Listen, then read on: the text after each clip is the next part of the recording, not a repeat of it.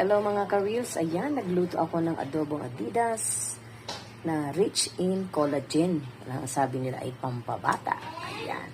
So, itong paanang manok na to ay pinakuloan ko muna ng isang beses, inalis ang tubig, and then binanlaw maigi, tapos at saka ako siya niluto. Siyempre, yung as usual, basic ng adobo, nilagyan natin ng maraming bawang, onion, bay leaf, vinegar, soy sauce.